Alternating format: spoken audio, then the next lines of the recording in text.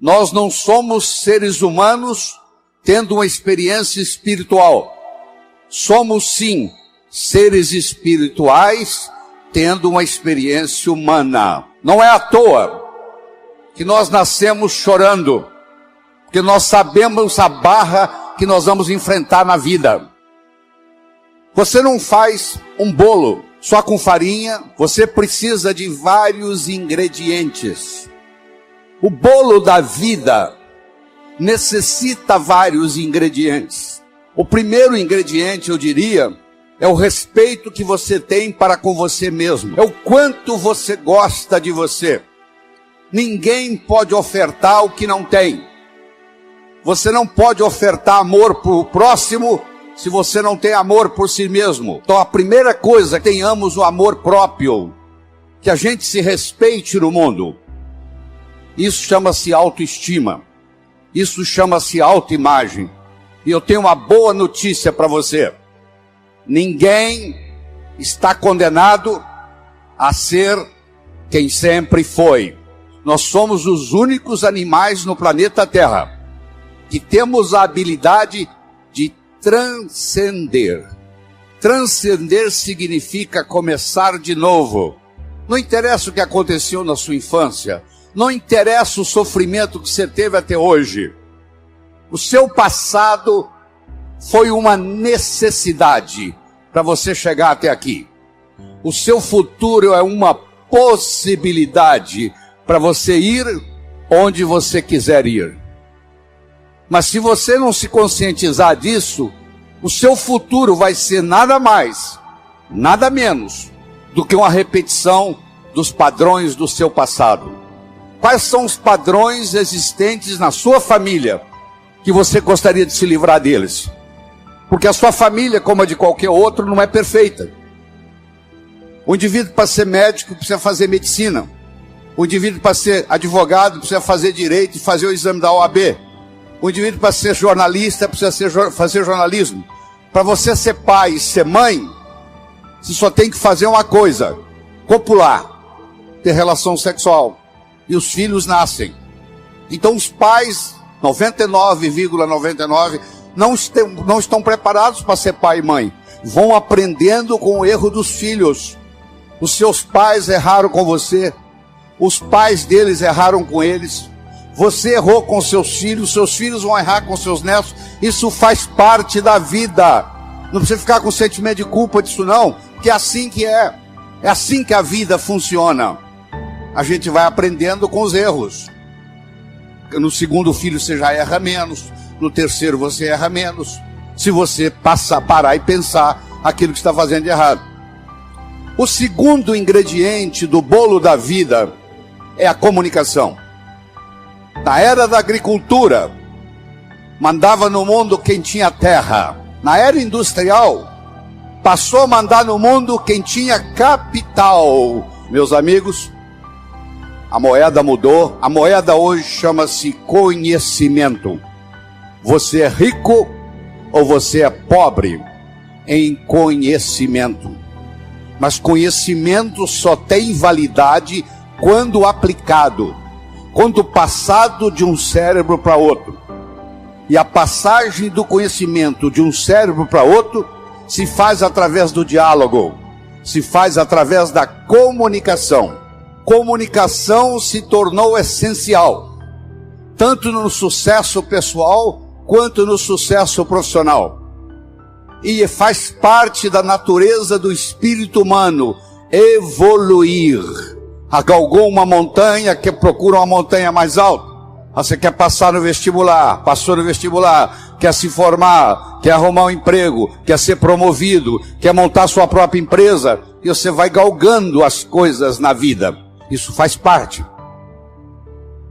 À medida que você sobe no escalão da vida, talvez o ingrediente mais importante seja o diálogo, seja a capacidade de se comunicar, seja a capacidade de se expressar, seja a capacidade de entender o outro.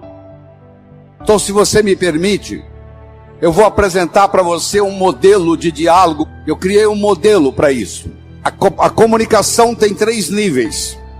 O primeiro nível eu chamo de boca-ouvido. O segundo nível eu chamo de cérebro. O terceiro nível eu chamo de coração. Boca, ouvido. Deixe-me primeiro fazer uma distinção para você. Ouvir e escutar não são sinônimos. Você ouve com o ouvido. Você escuta com o cérebro. Você já foi alguma vez num restaurante e pediu ao garçom para lhe trazer uma água com gás e ele lhe trouxe uma água sem gás? Ou você fez uma solicitação e ele lhe trouxe outra? Aquele garçom, naquele momento que ele recebeu o seu pedido, ele estava operando no nível 1. No nível 1 ninguém é promovido. No nível 1 você não conquista as pessoas. No nível 1 você não vai para frente na vida. Não interessa a nota que você tirou na escola, isso não faz diferença. Porque a escola lhe passa informação. A vida lhe exige competência de ação. O que cai na prova não cai na vida. Se você observar na sua cidade, você vai encontrar indivíduos que eram CDFs, que eram estudantes brilhantes, e hoje são pessoas que estão perdidas na vida.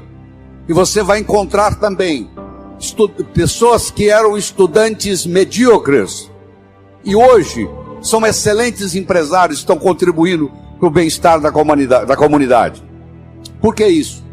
Porque esses segundos, eles sabem dialogar com o mundo, eles sabem dialogar com a sociedade, eles aprenderam, talvez até intuitivamente, o poder da comunicação.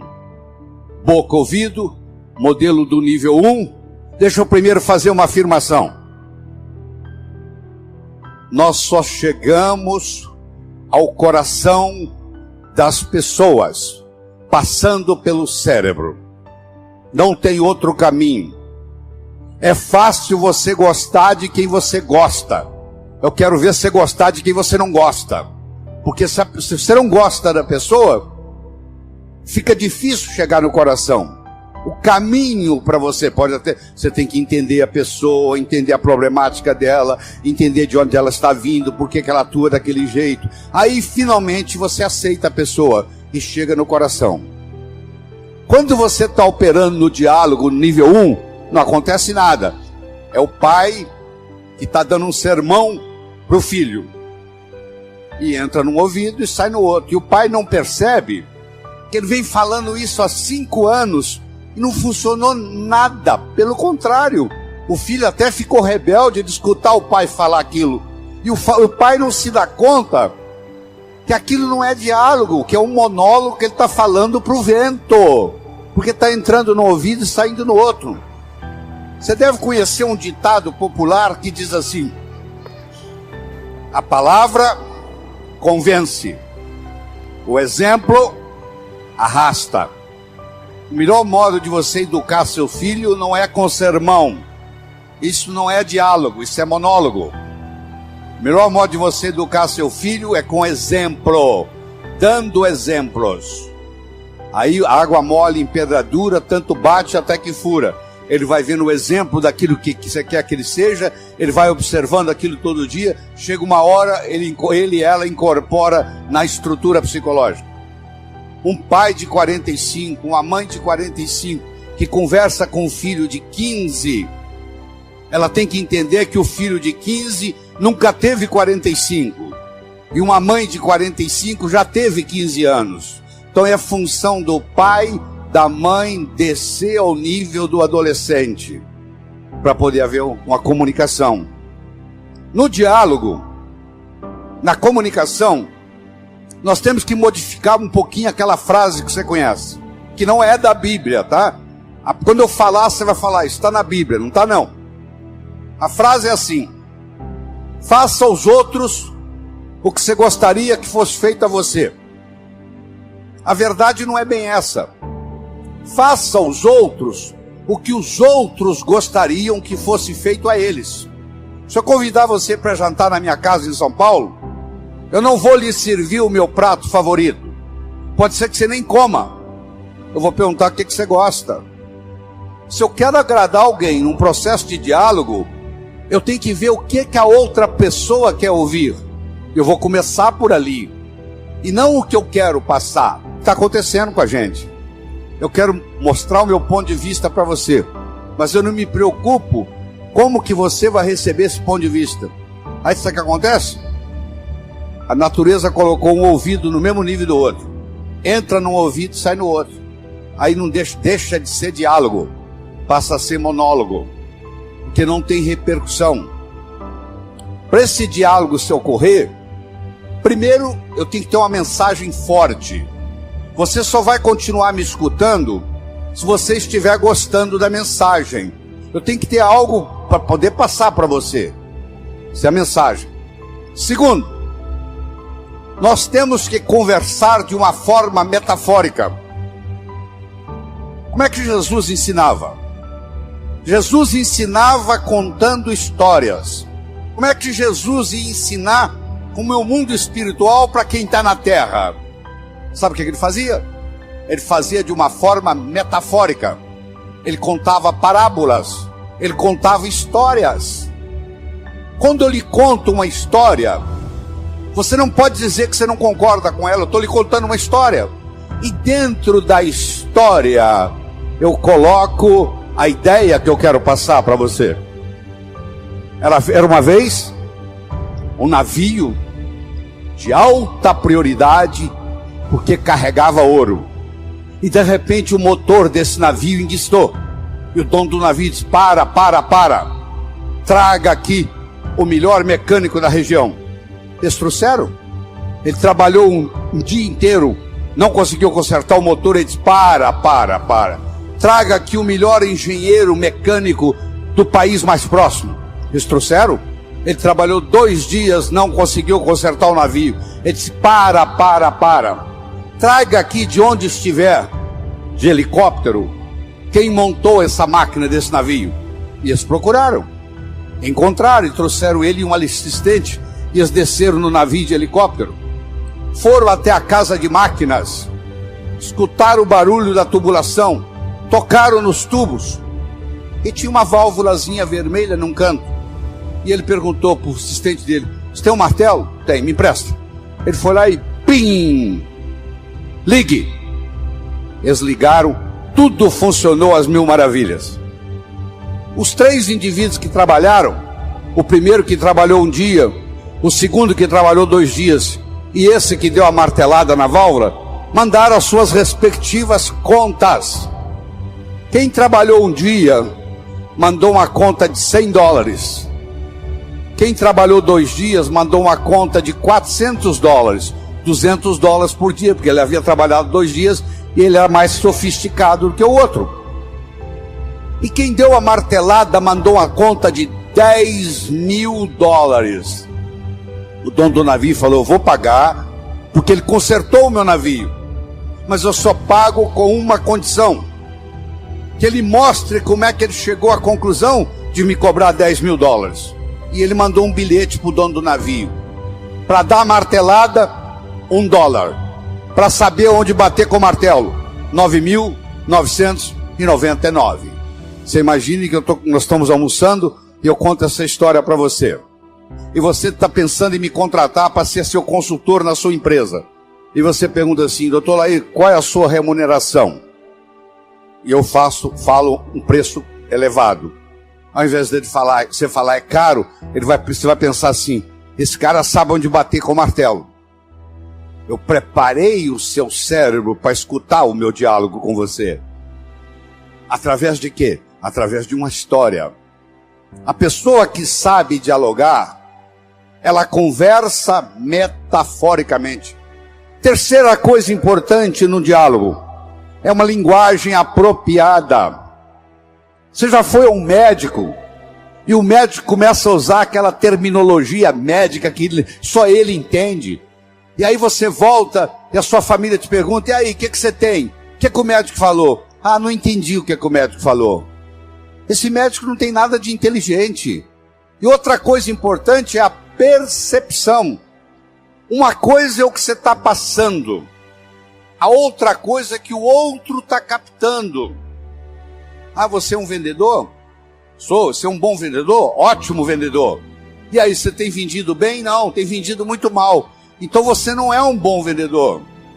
Talvez a sua linguagem não está sendo apropriada, talvez a sua mensagem não está sendo forte o bastante, talvez você não esteja fazendo uso dos recursos, da metáfora, das histórias. Quando você trabalha esse fenômeno do diálogo desse jeito, quando você termina, a pessoa se sente convidada a participar das suas ideias. O filho, quando um pai sabe ter um diálogo com ele, quando termina o diálogo, o filho se sente convidado a experimentar o que o pai está falando para ver se dá certo.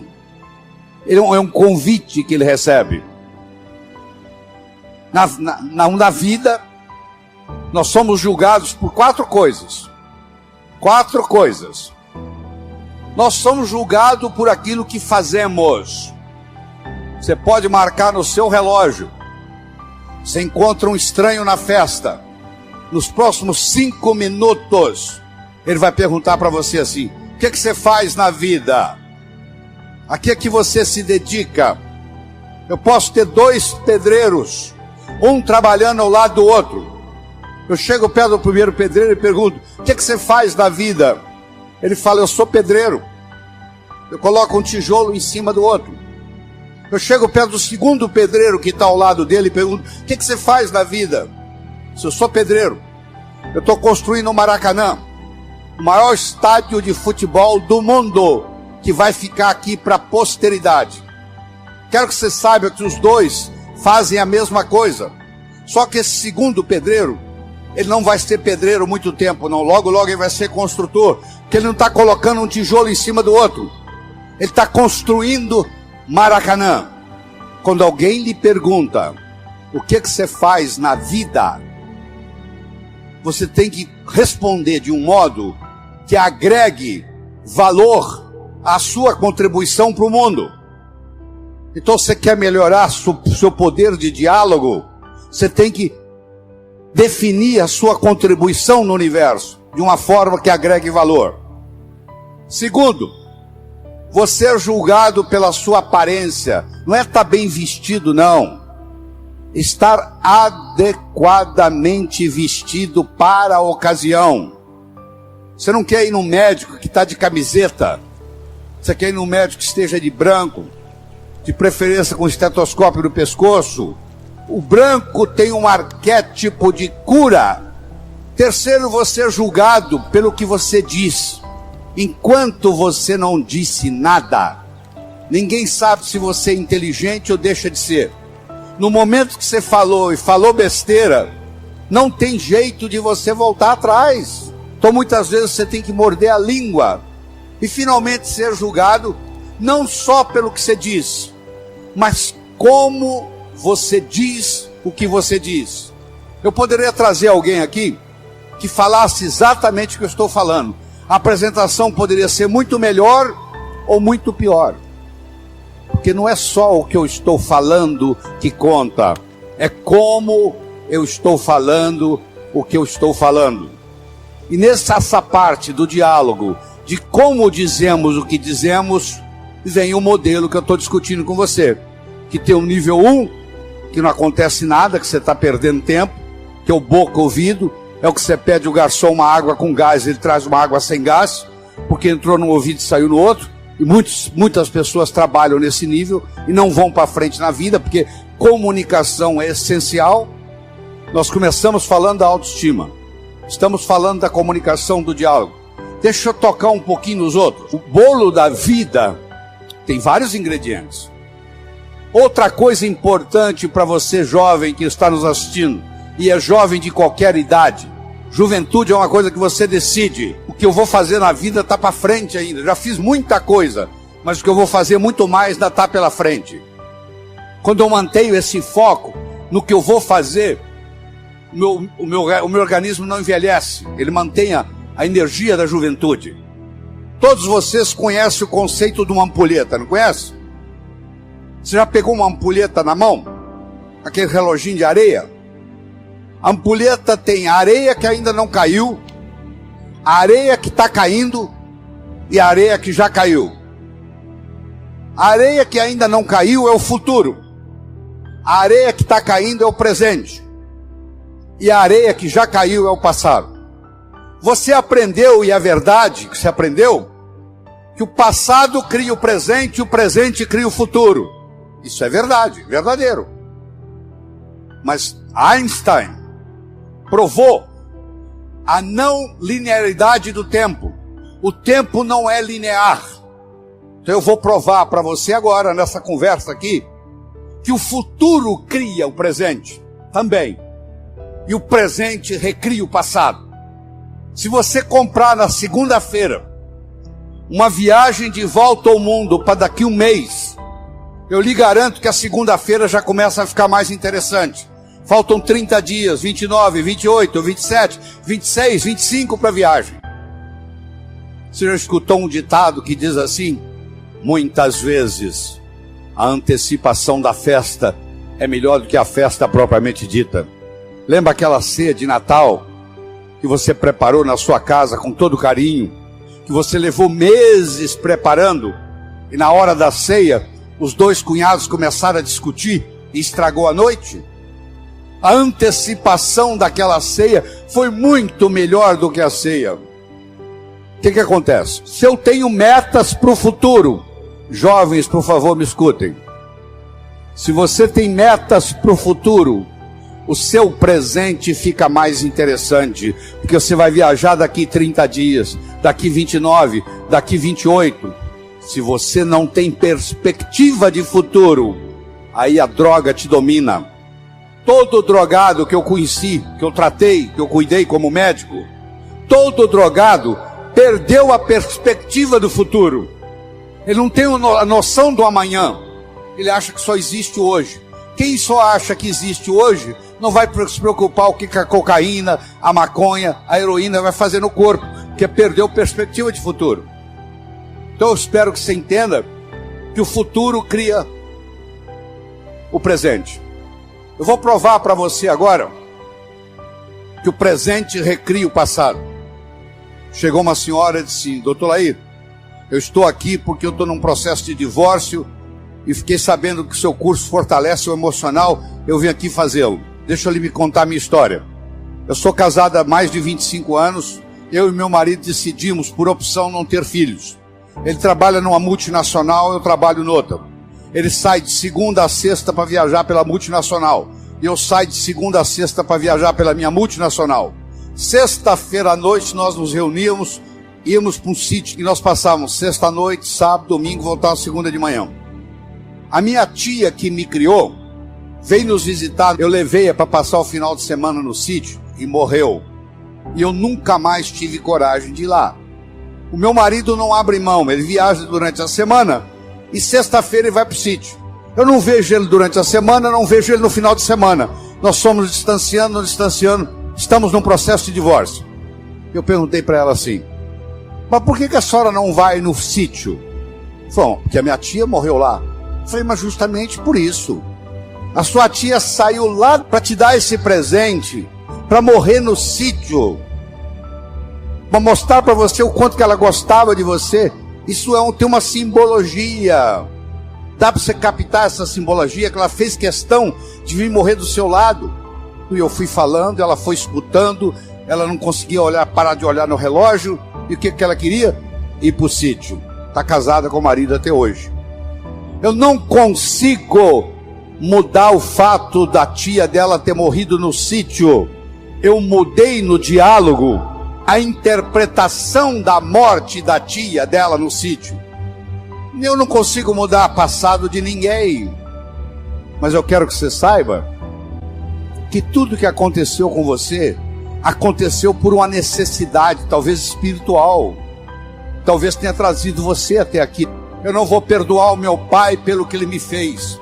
Onde é que está seu pai? Ele já morreu. Ele vai ficar muito sem dormir hoje à noite por causa disso. O fato de você não perdoar o seu pai é mais ou menos assim: eu vou tomar o veneno para matar aquele cara, mas eu tomo o veneno. Isso não é tão ridículo, não é? O cara vai tomar o veneno para querer envenenar o outro. Quando eu tenho ressentimento do meu pai, quando eu tenho ressentimento da minha mãe, primeiro eu vou ter ressentimento de todos os homens e todas as mulheres no mundo, que isso vai repercutir.